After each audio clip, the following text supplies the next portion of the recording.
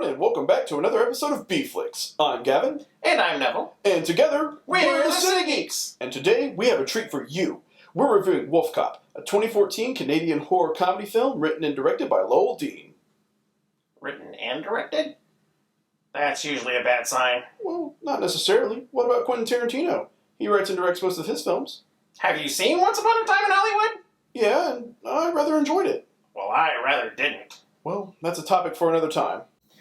Well, I was referring to lesser-known people like Tommy Wiseau, James Nguyen, or Neil Breen. No amount of writing or directing help was going to make their movies any good. We could argue this point all day, but we really need to get started with the review. But before we begin, if you enjoy our content, please take a second to give us a thumbs up and subscribe. And click the bell icon so you'll be notified the next time we upload. Alright, so let's get started with WolfCop.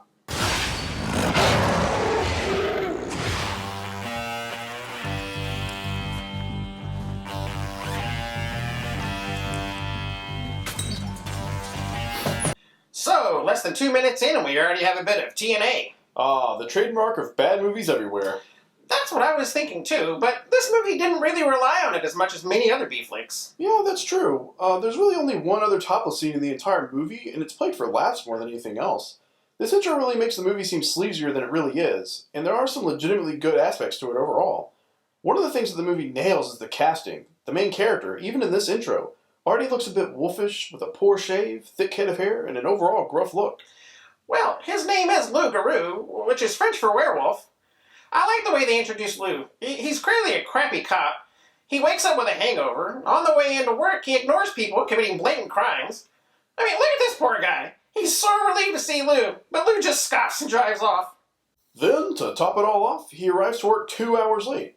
You can tell this is the norm because the chief is clearly fed up with his crap. This really reminds me of Teen Wolf. Both characters are introduced as losers. Scott sucks at base... I don't really watch the sports ball, so I get them mixed up sometimes. Sorry. Yeah. It was basketball, wasn't it? Yeah, basketball. That's the thing with the hoop. Well, what's baseball? Oh, that's the thing with the stick. Yeah. Yeah. Okay. But why don't they call it stickball? Okay. Anyway, this reminds me of Teen Wolf. Both characters are introduced as losers. Scott sucks at basketball, and he's not so good with the ladies. And Lou is an irresponsible alcoholic that sucks at his job. But both of them are awesome once they become the wolf. There's a clever bit of foreshadowing when Lou responds to a disturbance call. Remember what happened to the boy that cried wolf, Willie? There are subtle, and sometimes not so subtle, wolf puns throughout the film, but they never seem forced or overly cheesy. Yeah, but if you want cheesy, just take a look at this guy, the gang leader. Deputy. You know, every time I saw him on screen, he reminded me of Jax Teller from Sons of Anarchy. Yeah, actually, now that you mention it, there are some similarities. They're both small in stature, but leading guys that seem so much tougher than they are, and they both seem to overcompensate. Ha! Remember the Jax Teller strut? Yeah, that guy doesn't really strut like that, but he does seem to be mimicking Charlie Hunnam a bit. So, when Lou stops in for a drink at the local bar, we're introduced to a politician that's running against the current mayor.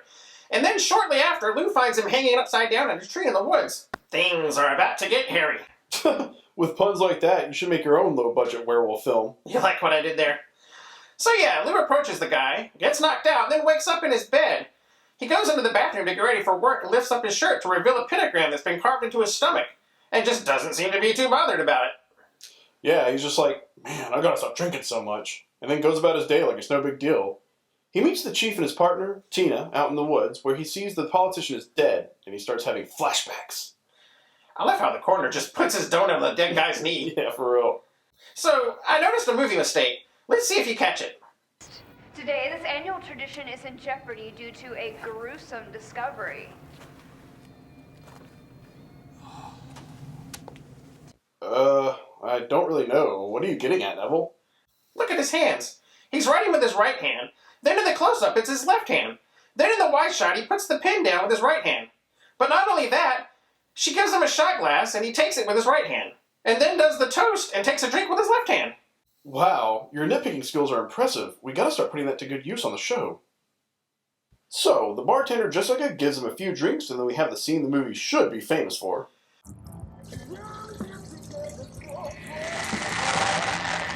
What the?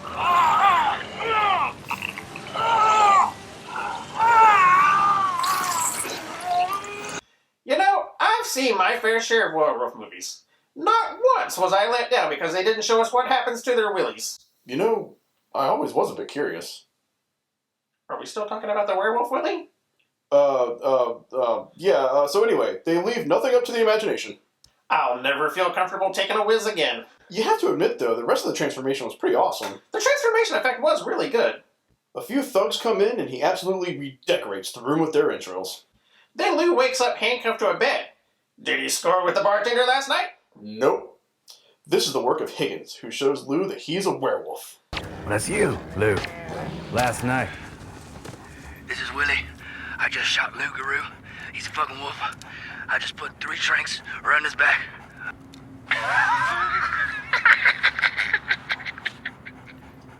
So who's crying wolf now? Later, Lou joins Tina back at the bar where they're investigating the previous night's bloodbath. Tina picks up the facial skin Lou left behind by his transformation and remarks that it kind of looks like him. It kind of looks like you. Then she holds it up like a mask. Oh, sorry I'm late, Chief. I had to stop off at the brewery, do some investigating. This chick is twisted! I thought she was gonna go full-on Leatherface here. There's a fun scene where Higgins has Lou locked in a jail cell so he can record him wolfing out. They show a more complete transformation. Thankfully, sans Willie this time. I think they did a really good job with the effects. I like how they established that Lou is still in there somewhere. After he transforms, he demands booze and donuts. He gets a call about a robbery and decides to go take care of it. Pre-Wolf Lou would probably put it off, but WolfCop is on the case. This is another scene that seems like an homage. This is WolfCop's first night on duty, and it plays out like another transformed cop's first night out. Drop it!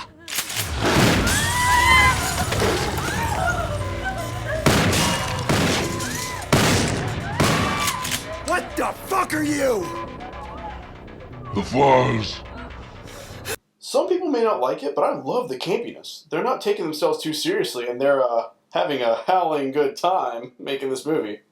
Welcome to the Pun Patrol, buddy. Yeah, this scene was great, but what follows was one of my favorite parts of the entire movie. Oh yeah, the Wolfmobile montage. Lou sees an auto body shop across the street and decides to wolf out his patrol car. I know what you're thinking, and I approve. Fuck yeah.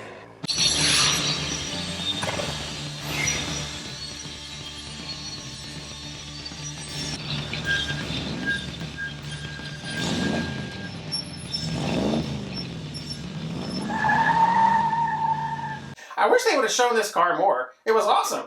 The only time you really get to see it in all of its glory is when Tina sees it later at the station.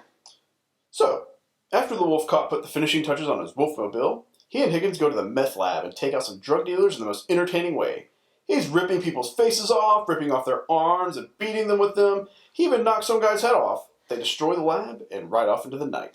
I'm usually not a fan of gore like this, but this scene was entertaining. I don't know how they managed to make such a gory scene so lighthearted and funny, but they pulled it off and I enjoyed it. Yeah. I mean, when a guy's face gets ripped off and you see his screaming skull underneath, your first instinct shouldn't be to laugh, but I had a good chuckle. Yeah, absolutely. We do have to warn you at this point that there are spoilers ahead. Of course, we want you to watch our entire video, but more importantly, we want you to watch movies that we enjoyed. And we both really enjoyed this one. Yeah, we're not doing these videos to make money. We're doing it for our love of cinema and to share the experience with our audience. Wait, you said we were going to make a ton of money doing this show. Shh, not now, we'll talk about this later. So, Lou and Higgins go back to the station where they see Jessica, appropriately dressed like Little Red Riding Hood. Or inappropriately dressed, depending on how you look at it. I mean, this does lead to what can only be described as a bestiality scene. Part of what makes this scene so great is how seriously it's being played. How this actress pulls off this scene with a straight face is amazing. It was nice of her to give him a nice night out before she reveals that she's the shapeshifter and also the mayor. And what's to come? I can only imagine that Lou is thinking he had a very bad case of beer goggles when he looked up and saw this old hag. He passes out, and we see that not only was Jessica setting him up, but so was his old pal Higgins. This is the most disappointing part of the film as far as I'm concerned. I really like the buddy dynamic between Lou and Higgins, and I would have loved to have seen more of that in the sequel. Yeah. I have to point out something else here. Higgins was easily able to tranquilize and contain Lou. There was no reason for her to have sex with him and drug him. I mean, we have to assume this means the old lady enjoys banging werewolves. Well, she did mention this. The big teeth you have. Ooh, that's not all. Well, I guess everyone has their kinks. So Tina comes in and sees surveillance footage of the mayor's fetish and discovers that Lou is a werewolf and that he's been abducted. So she gears up to go rescue her partner. She's not Employee of the Month 18 months running for nothing. This chick is a badass. They take him out to the woods where they're going to perform a ritual where they drink his blood. We also see that the chief is a shapeshifter. So apparently, the blood of a werewolf under a solar eclipse gives them the power they need to continue to hide their true identity and rule the town. Naturally. Luckily, the New Haven PD's Employee of the Month shows up to save the day. She shoots Higgins and Lou manages to get away. We're treated to a girl fight here, and some awesome scenes of a machine gun wielding werewolf taking out the town thugs that the chief brought with him. The chief and Lou fight. The chief gets the upper hand, but Tina impales him with the sword they used to bleed Lou. The chief turns and pins Tina to a tree. Literally. He uses a sword that's still impaling him to stab her in the stomach. Lou, realizing that alcohol is to him as spinach is to Popeye, grabs a flask and downs the contents to make a stand. That is as stupid and as awesome as it sounds.